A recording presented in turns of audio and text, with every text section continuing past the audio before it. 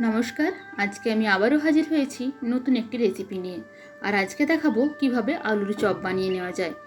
তো সেদিন স্যান্ডউইচ করার পর আমার কিছুটা আলু মাখা বেঁচে গিয়েছিল। ওই আলু মাখাটার সাথে আমি দিয়ে দিলাম গোটা জিরে আর শুকনো লঙ্কা ভাজা, আর দিয়ে দিলাম আদা এবং জিরে ভাজা।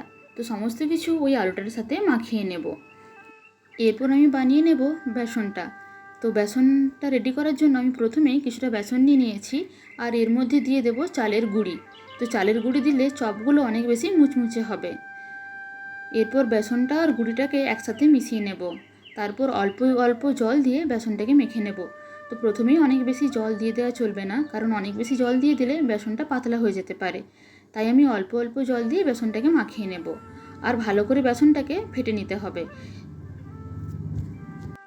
বেসনটা ফেটা হয়ে গেলে আমি এবার এর মধ্যে দিয়ে দেব কালো জিরে, দিয়ে দেব স্বাদমতো লবণ, দিয়ে দেব হলুদ গুঁড়ো, জিরে গুঁড়ো আর ধনে গুঁড়ো, আর একটু শুকনো লঙ্কার গুঁড়ো। তারপর সমস্ত কিছু বেসনটার সাথে মাখিয়ে নেব।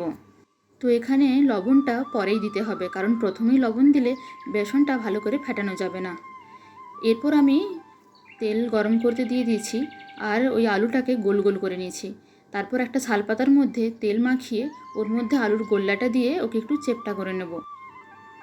এবার ওই আলুটা দিয়ে দেব বেসনটার মধ্যে। তারপর চারপাশটাতে ভালো করে বেসন মাখিয়ে গরম তেলের মধ্যে ফেলে দেব। তো এখানে গ্যাসের আঁচটা মিডিয়াম রাখতে হবে। উল্টে পাল্টে দুই পাশটা ভালো করে লাল লাল করে ভেজে নেব। তো এইভাবেই আমি সমস্ত চপগুলো বানিয়ে নেব। তো আমি এখানে কোনো রকম বেকিং সোডা ব্যবহার করিনি, কিন্তু তারপরেও আমার চপগুলো কত সুন্দর ফুলে উঠেছে। এইভাবে চপ বানিয়ে তোমরাও কোনো দিন খেয়ে দেখো। আর ভিডিওটি কেমন লাগলো নিশ্চয়ই জানাবে।